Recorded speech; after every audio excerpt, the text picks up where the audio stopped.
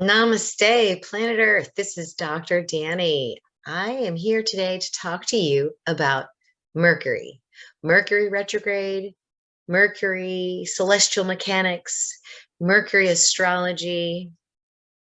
Mercury is a pretty cool planet.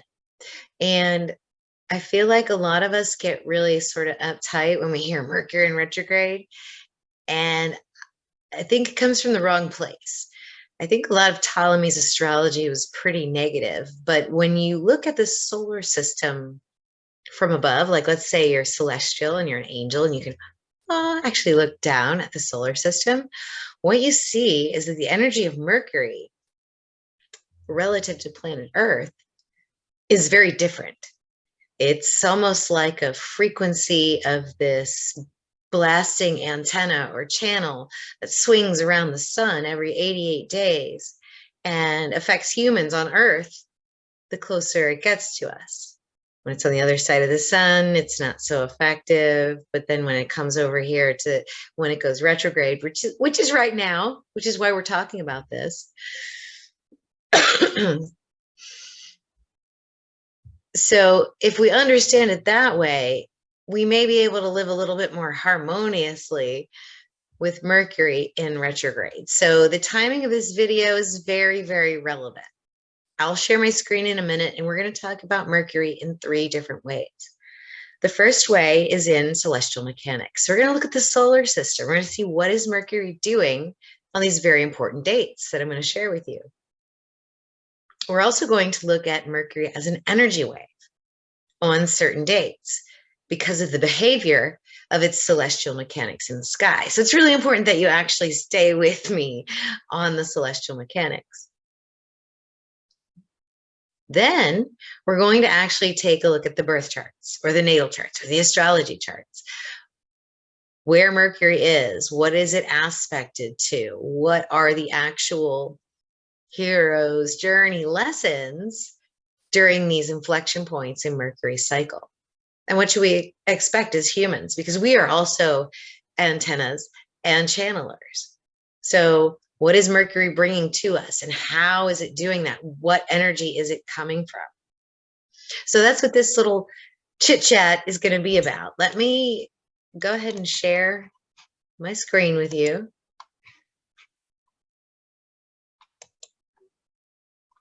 This is the celestial mechanics, okay?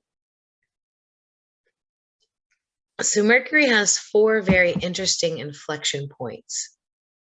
The first one we're going to talk about is March 17th. And the reason we're going to talk about that is because it was the recent past.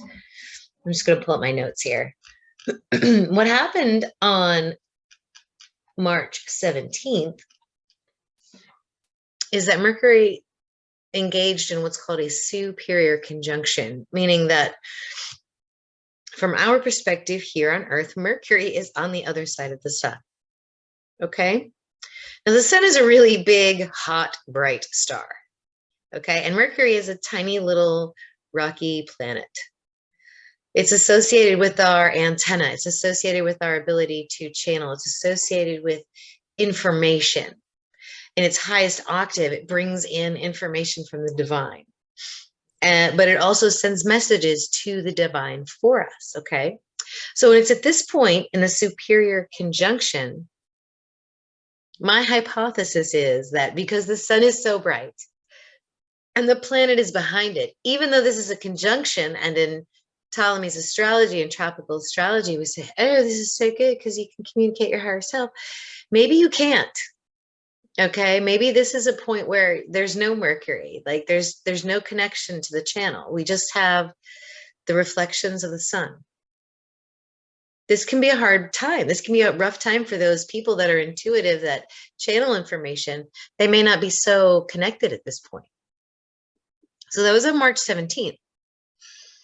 Then we moved to a few days ago during the eclipse when Mercury just went retrograde. This is a little bit different. What you're going to see here from Earth's perspective is that Mercury is now at what we call a maximum elongation point. So that is station retrograde, meaning if you look at a birth chart, this distance between the sun and Mercury is never more than 18 to 28 degrees. Mercury has an elongated orbit around the sun, so this one's probably just 18 degrees. So I bet if we looked at the chart, Mercury and the sun would actually be 18 degrees apart. So what does that mean from our perspective on Earth? Well, it looks to me like Mercury's getting closer. It looks to me like it's pretty close to Venus, but we might actually call that a square, I think. I'm not sure. We can look at that in a minute. But see how it's come from behind the sun and it's approaching us. Now, Mercury is this body. It's this energetic mass in space that is transmitting and receiving and transmitting and receiving. Just think of it as like a Tesla antenna, just using the energy around it and just transmitting it and receiving. Okay, so this energy is increasing. It's increasing as it comes closer to us, because it's coming towards us very quickly. This is a time of transmission, transmission, transmission. I mean, we are getting bombarded with Akashic downloads. If you've got the antenna to listen and you sit quietly with yourself, there's going to be all kinds of crazy inspiration coming to you right now. Even though it's station retrograde and we're about to head into a tough time with Mercury, this is when you need to listen. So like if you feel like there's a rush of energy or there's too much energy, like sometimes electronic systems will act funny because it's a transfer of information. And so Mercury tends to overload these things sometimes. And that happens to us too. Like if we're not vibrating in the space that Mercury's at, our systems are going to get overloaded as well. So that's station retrograde. That's a few days ago. And by the time we see this video, we're going to be in full-on Mercury retrograde. The thing that happens during the middle of a retrograde is called an inferior conjunction. So you can see that right here on the bottom right. From our perspective, we're sitting right here, you guys. This is going to happen on May 1st. Mercury is in between the sun and us. Now, remember what happens when there's an eclipse, right? So like the reflections, the false light of the sun are gone. The veil is down. We see what's real. Sometimes that's hard. Sometimes that's amazing. Excuse me. But Mercury's in front of the sun. So Mercury is right there in our face, just blasting its energy at us. And so this is not the time to try to communicate mundane things. Like if you need to say something, speak slowly, think slowly, thoughts become things. Be very careful in the middle of Mercury. If your Mercury is fraught with disaster, it's because of your thoughts. It's not because Mercury is in retrograde. It's because you're transmitting to Mercury the bad shit. Okay? So that's why Mercury in retrograde is hard for a lot of people. There's overloads of energy and we're not thinking and speaking with intention. So I want you guys to try to do this. It takes a couple cycles to get it. These are short. They're 88 days. So if it doesn't work this time, we'll talk again. Try it during the next cycle. I promise you, if you work harmoniously with Mercury, your life is going to go a little bit better during retrogrades. The hard part for Mercury enthusiasts, however, is when Mercury begins to go station direct. This is actually when it's harder. Okay. And that's what I've noticed when I've started working with Mercury energies, is that this is the new place you trip up. So, okay, so you get over the Mercury retrograde, you figure out how to make it real smooth and flowing and amazing.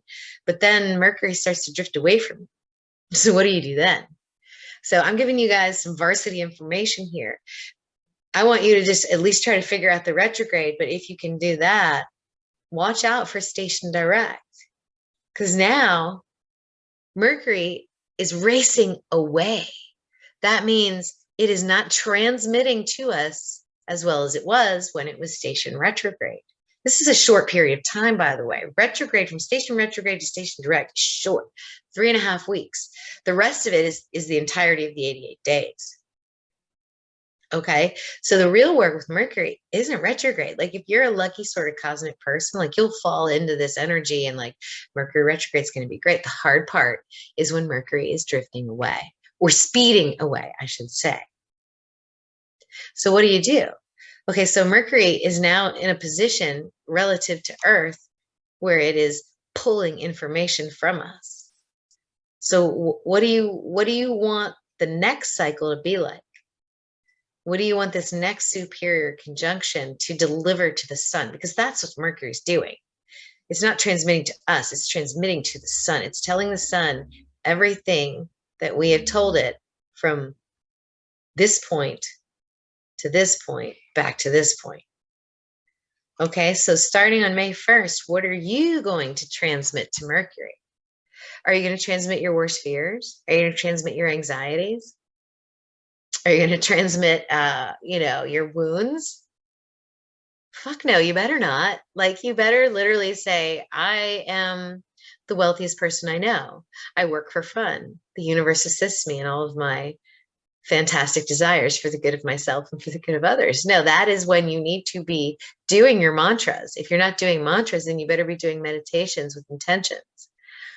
Good intentions, solid intentions, intentions for your betterment, intentions for the betterment of humanity. That's what you do from May 1st to June 30th. Okay. I hope that makes sense for you guys. I know I spent a long time on that slide because I'm going to talk to you about energy. We literally just talked about this, but now it's in a graphical representation. So that was all spatial. So if you're not a spatial thinker, now we're on to graphical. Okay. And then we're going to get more graphical with the chart. But essentially what I've been discussing is these superior and inferior conjunctions. Remember, superior is on the other side. When Mercury is really far away, we don't hear Mercury, but Mercury is transmitting our intentions to the sun. The last time was on 3/17. Okay, here we are right around now. This is station retrograde, Mercury retrograde. This is fast. This is the 3.5 weeks we talked about. And in the middle of that is that inferior conjunction where Mercury is right there in our face. Okay, that's May 1st. Then station direct. So 3.5 weeks from now, 3 weeks from now, Mercury will station retrograde. And this will be on May 14th. So you can see this wiggling wave frequency of transmitting and receiving. It almost looks like DNA. Like it's just, so I hope you guys get that. So this is station retrograde, station direct, 3.5 weeks. This is the rest of the 88 days. This whole cycle is 88 days from superior to superior conjunction. So really the most challenging part of a harmonious Mercury cycle is when we're stationed direct and we're not receiving the transmission. So what we need to be doing is sending intentions to Mercury because it's going to send that light to the sun, and the sun is going to shine its light to reflect back to us those intentions. I hope you guys understand what that means. Okay, so from here on out, just, when we get to at least May 1st, just start believing, start sending, start trusting, start having faith in what you want to happen. Watch what happens to you during the next Mercury cycle. It's incredible. I wish I could, explain it further, but essentially you guys are going to see that there's a seasonal pattern to your creativity, to your expression, to your ability to channel. So let's just take a look real quick at the charts, because the astrology is also important too. I'm going to pull up my notes. So where is Mercury from our perspective? Where is the sun from our perspective? What is it actually doing? The last superior conjunction that we talked about was in March 17th, when the sun and Mercury were both in Pisces. Okay, so what does Pisces energy have to do with it? Well, Pisces energy is available to us all the time, just like all the other luminaries, but basically you have this hum of Pisces energy, and now you have the sun and Mercury sitting in it. Okay, and they're playing a different tune, they're playing a different melody available within the energy of Pisces. And the way that I read this is since Mercury is receiving messages from the sun and transmitting messages from us to the source, the sun, the divine. This is actually a time when Mercury was receiving messages from the depths of our inner truth. So that's kind of Pisces. That, you know, this is how I'm going to deliver the next package of information. It's going to be from the depths of Pisces. So it's going to be dreams. It's going to be meditations. It's going to be fantasy. That's where the information is going to come from this go round, when Mercury starts to come closer to us and get stronger and stronger. And so here we are, the day of the eclipse, when Mercury stations retrograde. So what does that mean? Well, that means that Mercury is rushing toward us. But Mercury is in Aries, and Mercury is conjunct Uranus. So the energy of Aries is always coming at us. But now we've got Mercury switching directions, speeding up, and Uranus right there going, hey, what's up? This is who I am. I don't care what you think, you know. So there may be some idiosyncrasies and oddities in how you receive your information.